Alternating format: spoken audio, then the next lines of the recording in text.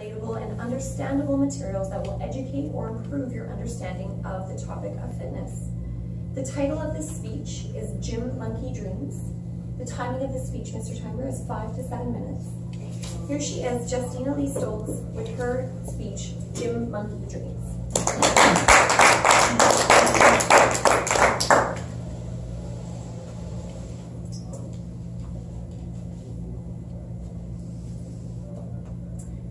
Let's start with a show of hands. Who here would like to be limber and spry when they get older? It's pretty much everyone. For those of you who didn't raise your hand, no, keep your hands up. Keep your hands up.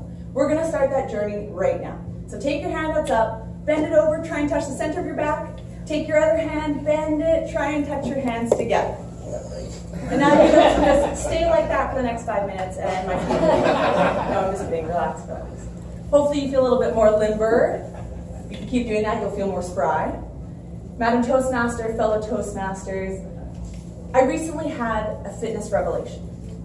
And I'll tell you how I got there. 2 Septembers ago, I decided it was time to get fit. I went and impulsively bought a gym pass. I went home and announced to my roommate that we were now besties, gym besties. And he begrudgingly allowed me to follow him to the gym, but only under 2 conditions. If I did his workout at his pace. And I mean, sure, why not? He's only 6'2", this giant buff dude. Needless to say, I was not pushing the same amount of weight that he was at the gym. But I did his workout. For 2 months, I went to the gym with him 6 days a week. And one morning I woke up and went, what am I doing? I do not want to be some big jacked up gym dude. And so I stopped. I mean, I didn't stop going to the gym altogether. I stopped going 6 days a week. I started going 3 days a week. And come summertime, I did stop going. I slacked off. Literally, I was in the park slacklining with my friends. And come September of last year, I decided it's time to get fit again. I'm going to go to the gym. And I did. Mondays, Fridays, 6:30 a.m., and I've been doing it ever since. And then last week, I had a revelation. I watched a TED Talk. I watched hundreds of TED Talks, but I watched this one by a guy named Roger Frampton. He's from the UK, he's a model, and he also used to be a gym monkey.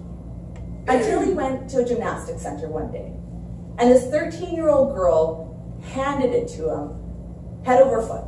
No matter what physical challenge was put to them, she beat him every single time.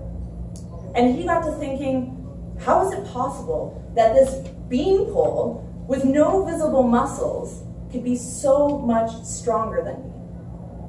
And so he started doing research, and he started getting educated, and now he's one of the world-renowned fitness experts on flexibility and strength. And his TED Talk focused on 2 things: how sitting is killing us, and the solution. When we were kids, we used to have a natural sitting posture. It looks something like this. It's called a sit stance. We used to do it at the beach, at the park, anywhere for any time. And as we got older, we were told that sitting actually looks more like this, in a chair, obviously, not hovering. And then as we became adults, sitting starts to look like this, or like this, or like this, or any other facsimile that you can think of. And this unnatural form of sitting is reducing our mobility, our longevity, our quality of life. But Frampton's talk didn't really focus on the negatives of all of the statistics that come with that. Instead, he focused on a solution. How can we fix this? And the answer, it turns out, lies in flexibility. Now, when I say flexible, I don't mean just being able to stretch really well. Frampton has become known for his hollow body workout, which focuses on mobility and full range of motion. And by doing things like yoga and gymnastics and the ability to hold those poses, you force your body to work as a unified system. So rather than just creating surface muscles, which look good and are fit on the outside, you're actually also developing deep strength in your core muscles. And these are the set of muscles that lend themselves to long-term mobility and to longevity in life. This talk got me to thinking about my own fitness regime and what I'm doing. Why was I going to the gym? Did I want to be this big, strong gym monkey? And don't get me wrong, there are people that go to the gym that are not aiming to be a gym monkey. But this is the stereotype that's in my head. This was not my long-term focus. My goal really was to get that longevity and that mobility so that when I'm 80, I'm still upright and still mobile. So I've started to change the way that I do my fitness regime. I've been incorporating more flexibility, mobility into it. I started to do the research so that eventually I can replace my entire Monday, Friday workouts with things that are more focused on the flexibility and mobility of my body. I've even gone so far as to challenge myself to a yoga